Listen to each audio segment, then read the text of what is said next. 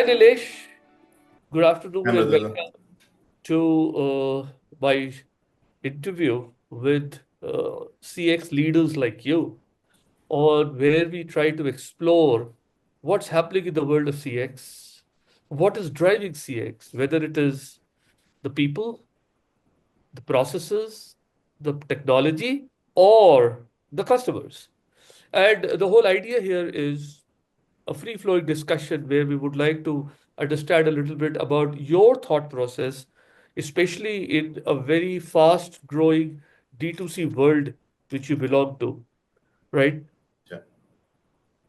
So, in your experience, what are the most critical touch points in your customer's journey? Uh, that can make or break the overall experience, given the fact that your customer journey probably starts when he or she is looking through the mobile phone, watching Instagram ad or something, or does it start from somewhere else? Perfect. First of all, thanks, Mridul, for inviting. To answer your question, I think I'll break it into three parts. Okay. Firstly, I think it doesn't take for any customer's experience to break, right? I think only one bad experience is good enough to break the overall customer experience, right? Of the multiple touch points that we have. However, on the contrary, if we have to make the overall experience of a customer, let's say there are 10 to 13 touch points, you have to deliver on an average anywhere between a good to a great experience on all these touch points. Only when we are able to do that, you'll eventually deliver a great experience. So if I have to give an example, let's say on a scale of 1 to 10, if I have 13 touch points, ideal scenario, I get a 10 on 10 on all 13, right? That's the best experience ever. But we all know it is very difficult, almost impossible to deliver that because you work with a lot of partners, deliveries, and so on and so forth, especially for a D2C brand. So this is a, if I have to plot it on a graph, it's like a straight line, which is like on a scale of 10, right? Yeah. The second kind of experience is you score a 10 on some, a 9 on some, an 8 on some, but then you score a 1 or a 2 on some of the touch points, right? The moment you get a 1, 2, or a 0, I think that is what is breaking the customer experience. It doesn't matter where are you on the rest of the touch points, even if you score a 8 and 9 on a 10. So this is again a very non-ideal customer experience journey if I had to plot it on a graph. I think the practical one and the most useful one would be of the 13, constantly you'll have to agree on a benchmark. What is your bare minimum? It could be a 7 or an 8. On all these 12, 13 touch points, you have to score at least an 8 on 10, right? And then you Yeah. figure out what are the 2, 3 touch points where you want to ace it. So I always say there are some touch points which are in your controls. So you'll have to ace those controllables. So get a 10 on 10 over there, maybe 2 or 3 touch points at best. There are going to be some touch points which are out of your control. For example, delivery is a classic example, right? There you will have to safeguard those touch points. So ace the controllables and safeguard the uncontrollables. That's the first part. I think secondly, you made a point of how is the customer discovering the brand. It is very important because his next steps and how soon they experience the entire journey and how they perceive the brand during this journey depends on how they enter. And I'll give an example. Let's say if I see a brand on the hoarding on a highway, right? At best, I'm seeing some model, some ambassador, and a product. Hardly likely that I'm going to go to your website immediately after that. If I encounter your brand through an influencer on Instagram, right? Depending on my affinity towards that influencer, I might still end up going on the website or not. Another way could be I was actually looking for a product. I did some Google search, and then depending on how strong your SEO is working, it popped up on my screen or not. But I think the best way for a customer to get introduced to a brand is through word of mouth. Now, imagine a friend of yours, if you're looking for a gym membership, and a friend of yours talks about a particular gym in your area in a very bad light. I'm 100% sure you're not even going to that gym ever, not even opening the website of that page, right? Right. But if the friend is talking very highly of that particular product or a service, you're very likely to enter directly on their website or wherever is the point of purchase for this particular thing, right? So I think how a customer discovers the brand is also very important, and we want as many customers to get discovered to discover the brand via word of mouth. Now coming to the touch points, right, which are the make or break. I think depending on how a customer got introduced to the brand, let's say they'll enter on your website. I feel a website for a D2C brand or the application for that manner is something that will make the experience a very clean website, good listing images, all the information being available on the product display page, the ease of checkouts. Do you have all the payment options available on a click of the button? Are you fetching my addresses, my phone numbers, my email IDs, or do I have to type it out, right? All these things matter a lot. And I think one thing we forget is for any brand, the website is a promise page. Every single word that goes onto that website is a promise you're making to the customer, and you better deliver on those promises. Either you don't put things that you can't deliver, or put only those things that you can deliver 100% of the time. So one is the website. I feel it's a making Yeah. of the experience. The second comes the entire delivery. And I think this is one thing where a lot of D2C brands are dreading, because we have zero control. At best, we'll work with a lot of third-party logistic partners, build good relationships there, but I don't control this experience entirely. So if I can deliver a next day or the same day delivery, great. How I can prevent a fallout here is, for example, every time a delivery fails for a customer, it's a loss of trust, right? You told me it's out for delivery, it will get delivered now, and for whatever reason it has failed, we make calls to the customers. It is something called as an NDR, right? The non-delivery report journey. We call customers, get the feedback to understand, were you really not available, or was there a fake remark being put by the Right. delivery executive? This is our way of salvaging a situation. So second is a delivery where the experience can actually break for customers. I think the next two are the most important, where it can be made. For example, the unboxing experience.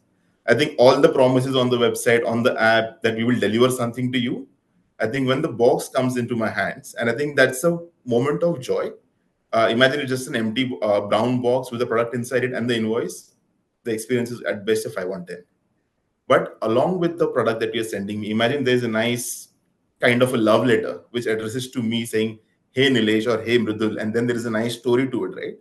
What is this product? How do we, we are so happy that you're our customer, and so on and so forth. I think that will add some delight. My thing is, can you add a smile on the customer's face when he opens the box? If there is a smile, I think you have won that touch point. Right. You can Right. also add things which can delight them, and it need not be related to your products. The easiest way we think is add some samplers so that they will cross sell and they'll buy this product again. I think more than that, I would like to send you something which will remain on your work desk possibly. Can I send you a nice cute postcard which you color by your own hands and put it on the desk or on your fridge, right? Right. Because you have Right. invested your emotions and time in it. But I feel unboxing is the main one, and the most important of all is the product usage. If the product fails on the delivery of what it promised when you sold the customer the product, I think no other unboxing, no other delightful activities can regain, from a failed product experience for the customers. Uh, I will just talk about one more touch point with you. I think if something goes wrong, or if the customer needs some information, I think that's when they contact the customer support of any company, right?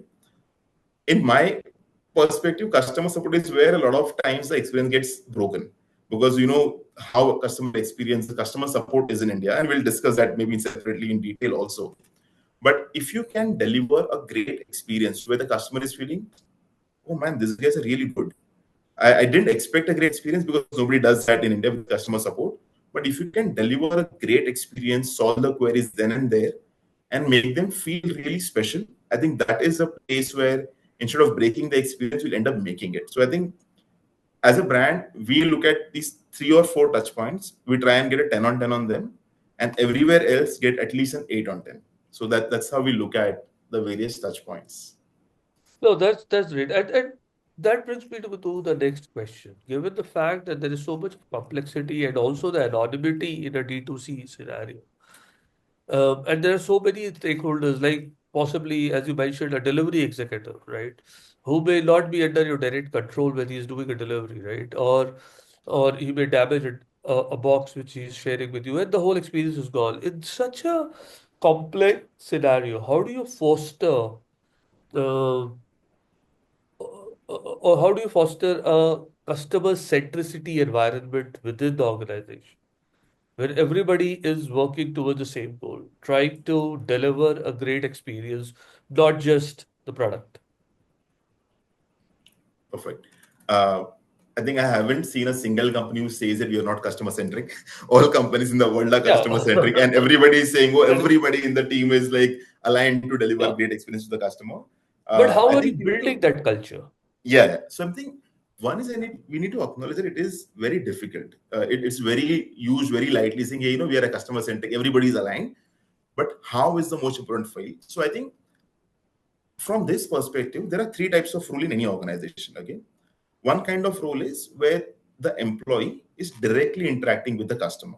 So let's say your customer support team, your offline sales team, or even the consumer insights team who's talking to a customer one-on-one. Then there is a set of role where they do not interact with the customers directly, but their work is impacting the customers directly. For example, the product development team.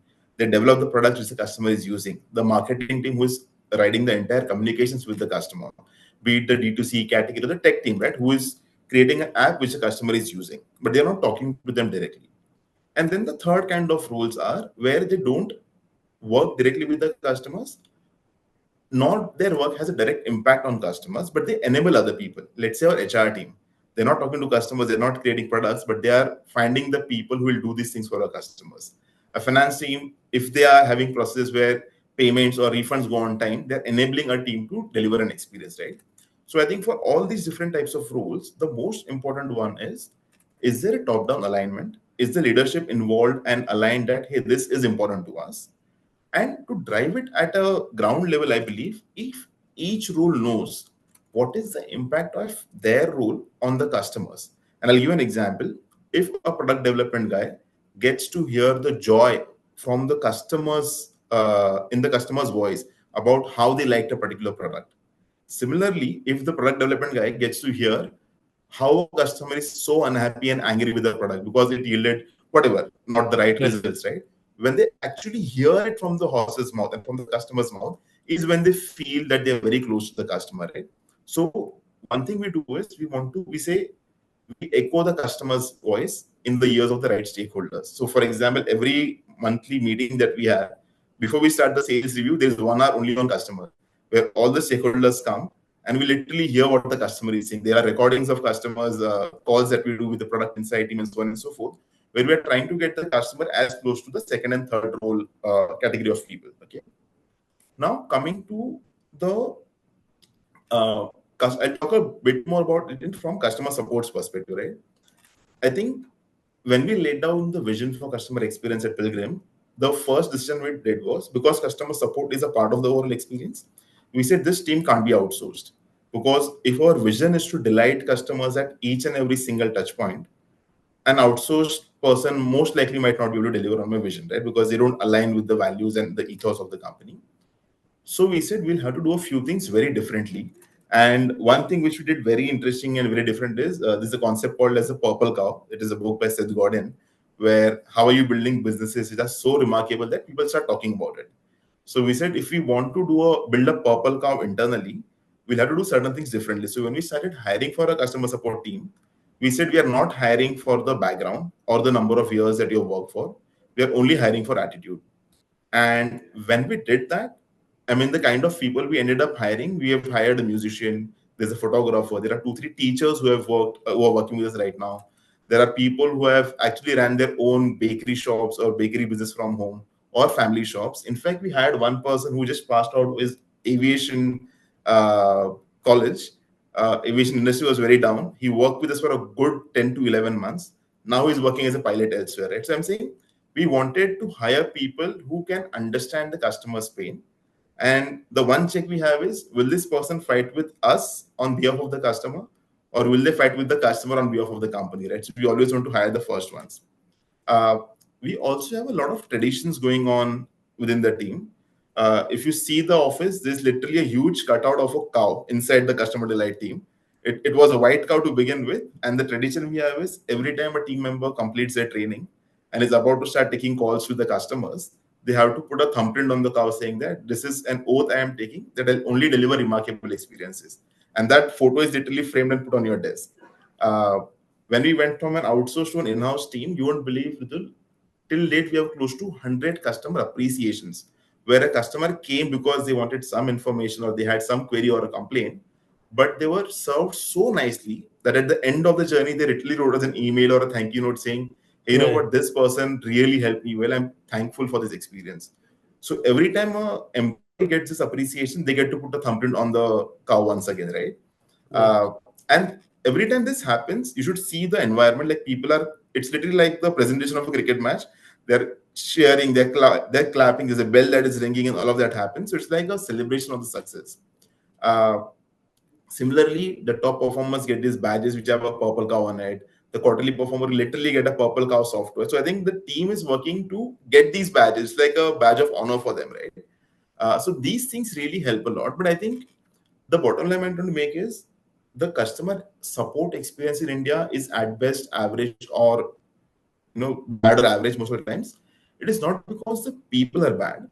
The doing a customer support job is very difficult. Talking to 80 or 70 people a day who are not happy with the product is a tough job. So unless you enjoy what you're doing, you feel that you're in a great place, then you can deliver the great experiences, right? So we say like it is very difficult for an unhappy person to keep others happy. So we started by keeping our team happy to in the first place, and then giving them this engagement ways to like deliver great experience for our customers. So I think it is not easy. It's a very difficult thing. We have been doing it for a year now, but I think it's a continuous process. So that's how we Right. tackle it in two different categories. Right. Right. You mentioned earlier about a lot of stuff in terms of personalization, the personal letter or something. Now, when organizations scale, and I've seen it, they lose personalization, right? Because they probably don't go hand in hand, but are the opposite to each other. Now, in such a scenario, how are you trying to bring a balance between personalization and scalability? And how are you using technology to help you there? Yeah, I think this is a very interesting one, especially to manage at scale. Uh, I think one of the relatively easier one to do is if a customer has logged into your app or your website, then you can literally give them or her, like, make your app or website work like a personal consultant. For example, you enter, you say, hey, Mridul, based on your last purchases, they're the kind of products we can recommend to you, right? Or whatever has happened in the past, I can like start relating the next steps or next point of actions accordingly. uh, you can also start building some journeys, right? For example, a first customer versus a repeat customer journey, where the personalization is not to the level of hi Mridul or hi Nilesh, but it could be hey customer, but the content that I'm sending you there is very different than for Right. a repeat customer, right? Because personalizing at a one-on-one level is very difficult at scale, and it also is there's a cost associated with it, and we'll talk about it also. Uh, One thing from a process perspective, for example, every time we have to send a replacement order to a customer for whatever reason, maybe he has received a damaged product or missing or whatever, we ensure that the customer gets a product that we have promised them. And also, there is a nice apology note that is entered into the box. Now, from a process perspective, this note that I'm putting inside, it has to be an SKU on my tech platform. It can't be that, oh, the warehouse guy will figure it out and I've kept a stack of notes and he'll keep putting it there, right? It has to be a Yeah. barcode scanned note. There has to be an SKU. It's as good as a product for him. So they don't miss Yeah. out sending out, even on a single order, for example. In some cases where, let's say, a customer has had a really difficult experience with us, right? And let's say somebody from the support team has literally spoken to the customer and resolved it. In such cases, we tell the person, you know what, you will write a handwritten note and sign it off saying whoever, Mahesh from Customer Delight Pilgrim, and then send something as a gesture and send it across to the customer, right? But I feel it is very difficult to personalize at scale, and I'll also talk about the cost implications for it. If you're doing uh, lakhs of orders a month, and if you want to personalize in each and every order, imagine you're multiplying the cost into 3, 4, 5 lakhs, whatever number of orders you Right. do, right? Right. Right. And like some brands will have the option of doing that, some brands will not. So I think what I say is you don't have to delight and personalize, give personalized experiences to all of your customers. Start figuring out some cuts. Okay, for example, if you want to do it basis the average order value, or this customer has bought from us say 5 times or more. For those customers, every time they buy something, can you personalize, right? So you're basically trying to say, I will cut out segments of my customers and I'll start personalizing my experience for these. And you can keep changing those segments. So maybe we sometimes just randomly send things to our customers and say, hey, you know what, this is your whatever X millionth customer. Thank you for this order. Right? For that customer, it might still be his first order with us. So we try creating these various segments of customers and try delivering some personalization. But I agree, it is very difficult. More than the efficiency, it's also cost factor, and we have to acknowledge that as well. Absolutely right. And I think that is where you have to identify what is it that can be scaled, what is it that cannot be scaled, and do work around Yeah, it. One thing which we are finding and increasingly in the D2C world, customer feedback, right? Now, how are you channelizing, collecting and channelizing, and then acting on the customer feedback for a continuous improvement plan? So basically, three things which are important. How are you collecting them? Because your customers are in the D2C world. yeah. B, how are you, channelizing that, right? The feedback into the right thing. And then how you're acting on it so that the issue is managed. Perfect, perfect. This is something that is very close to our heart. So I'll tell you how are we collecting feedbacks in the first place. First of all, we do an NPS survey, survey for all customers after 14 days of their purchases, right? That's Correct. one way of collecting our feedback. Second is you also get a lot of product ratings. For every product, the customer is sharing feedback either on the website or on the email that we send to them. That's second way of collecting feedbacks. We also run surveys on our website. Every time a customer purchases something, on the order confirmation page, you'll always see some survey running.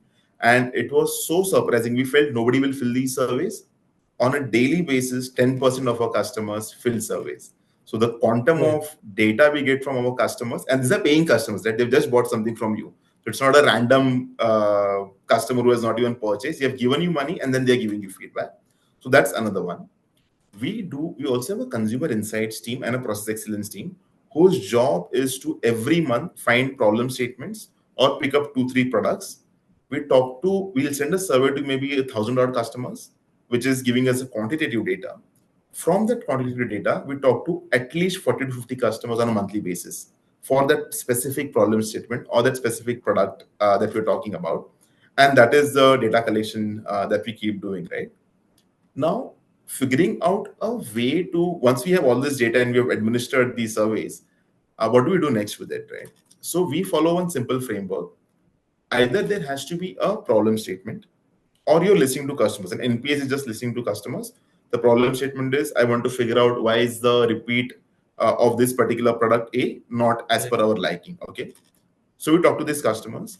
Step two is, after we have spoken to so many customers, both quantitative and qualitatively, what are the insights that are coming from these conversations? Okay. And this team has to literally present, these are the 5 actionables, right? So problem statement, insights, and actionables.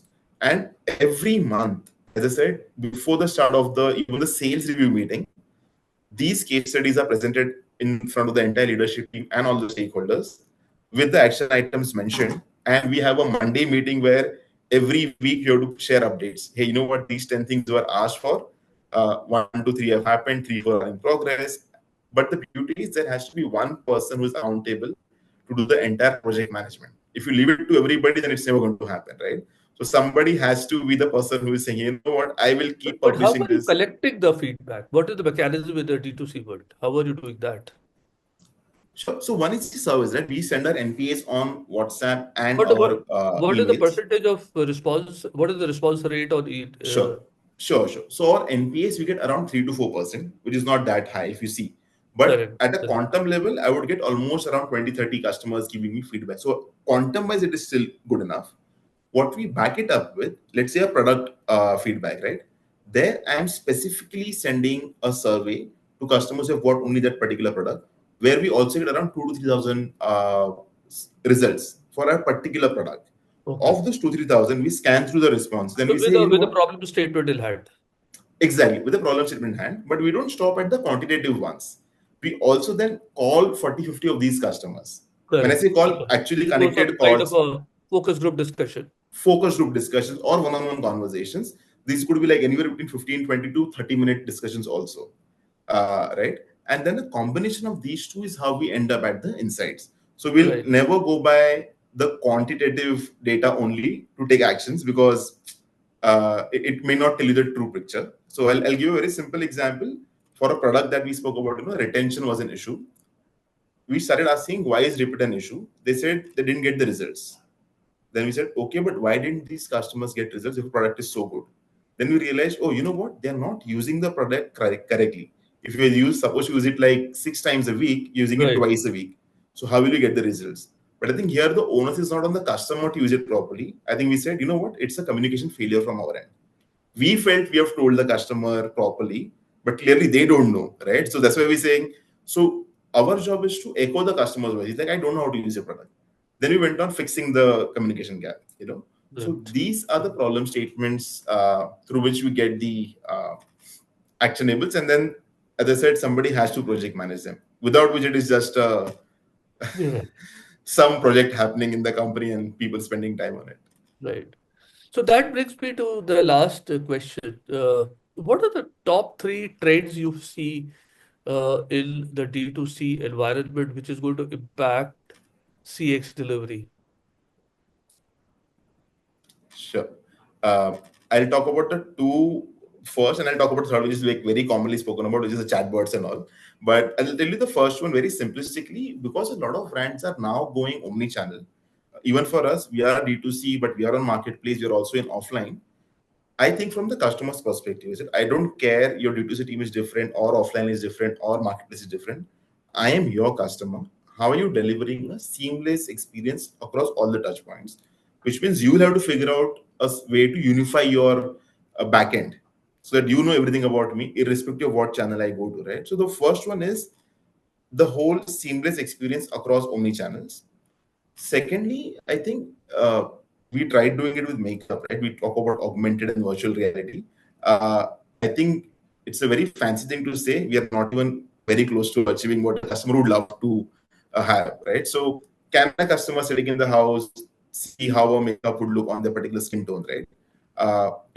I think we are far, far away from reaching there, but if we can achieve that, it's a great thing. With all these 10-minute deliveries, people don't want to move out of their houses. So can you deliver experiences of buying something from the comfort of their homes? I will talk about the third one, which is the most talked about, which is chatbots and conversational AI. And for any trends, Mridul, I think I have a caveat over here. I think it's important to see who is the protagonist, right? Are you thinking about any new trend from the perspective of the customer? Are you looking at it from the perspective of the brand? Oh, you know what? Chatbots will resolve X percentage of customer queries. Let's do a chatbot. But is the customer happy? Is there an efficiency of your chatbot when you deploy it? So we'll feel very happy that every vendor I talk to, they'll say, you know what? My bot will reduce your customer support team to only one or two people. But does the customer want it, right? Yes, it will help me. You're promising to reduce my cost, but does the customer want this? When I flip and I look from the customer's perspective, a lot of decisions that we take end up changing. uh, on the overall chatbot and stuff, I also feel that when you deploy any such service, right, let's say a chatbot, I believe we should not rely on the vendor alone, because the vendor will deploy a bot which is deployed for 10, 15 other companies also. You know your processes well, you know your customer journeys well. Somebody from your team has to be so deeply involved that it delivers the right experience. Otherwise, it's of no use. But I think Right. these three Right. are the major ones that will make or break experiences. And of course, there'll be new things coming up, which we'll all be very surprised with once they are up. So, Good, good, good, good. Lovely, lovely speaking to you, Nilesh. I had a great experience trying to understand how D2C brands like Pilgrim are trying to make a change and deliver CX in a very complex environment. Although I know you are now going omni-channel and have a offline presence as well, but largely I believe you still go D2C. So thank you so much for your time. It was a pleasure speaking to you. same, Emerald. Thanks a lot.